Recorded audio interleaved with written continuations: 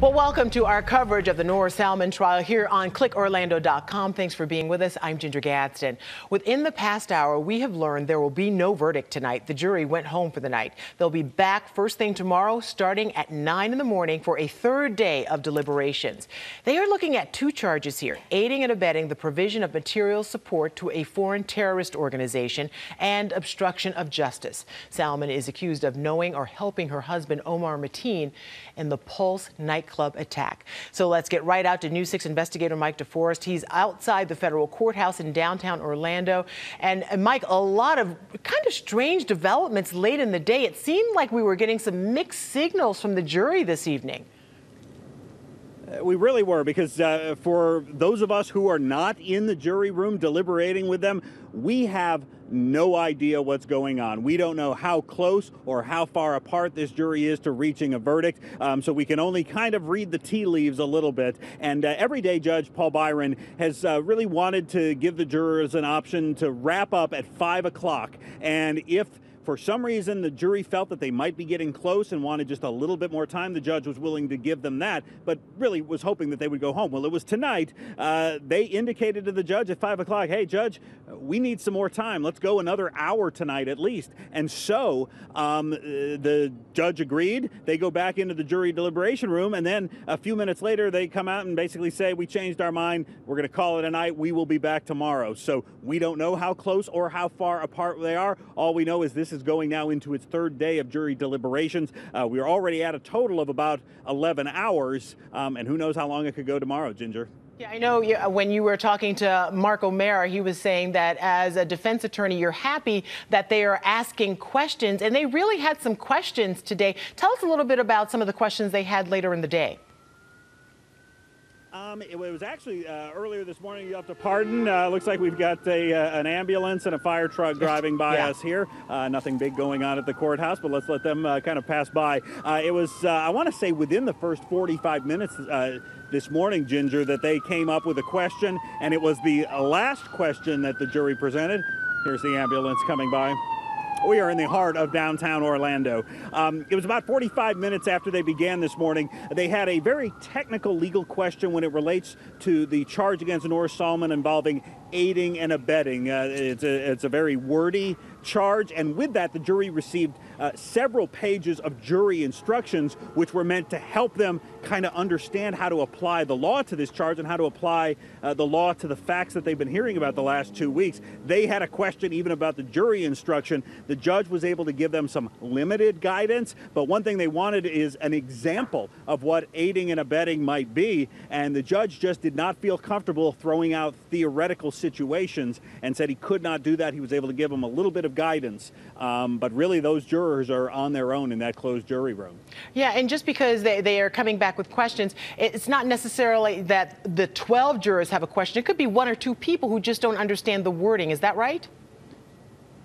That's what Attorney Mark O'Mara was telling us, that yes, it could be that they are all puzzled and stuck on some kind of legal issue with this, or it could potentially mean one or two jurors are stuck on this legal issue and the others are trying to persuade them their way, or vice versa. So when you're sitting around with not much but trying to wait for this jury to come out, it's easy to try to come up with a scenario of what might be happening, but we just won't know until that verdict is read.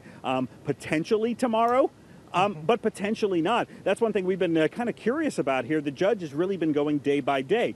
Well, keep in mind, we are about to hit a holiday, for some people, a holiday weekend with Easter coming up, and this jury has not been sequestered. In fact, it was during jury selection, several prospective jurors expressed concern that they couldn't be away from their jobs and their families totally. And the judge said, no, we will not be sequestering you. Those jurors have been getting to go home every night for their privacy, and I think also for their security. They've been shuttled to a top secret off-site location where they meet every morning and then are shuttled here to the courthouse.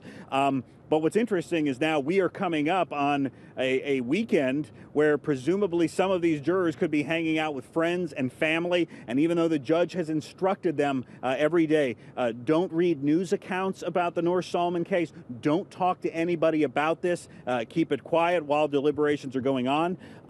That's going to be very hard to do, especially if it's an Easter weekend and people are at church or they've got family members over.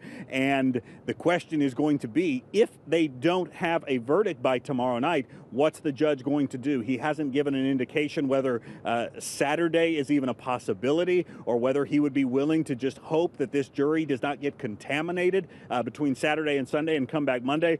Of course, Ginger, they could also reach a verdict sometime tomorrow and all of this is moot. So it really is worthwhile to kind of go day by day on this. Yeah, you just never know. Now, once they do come back with a verdict, does it have to be unanimous?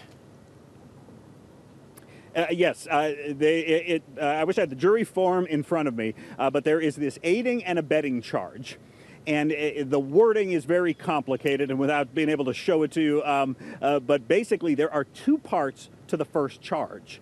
And it has to do with, well, it really boils down to if Noor Salman provided aid and assistance to Omar Mateen, the question was, Omar Mateen directed by ISIS, or did he do it voluntarily in an attempt to help ISIS? And that's really the difference between these two subcharges.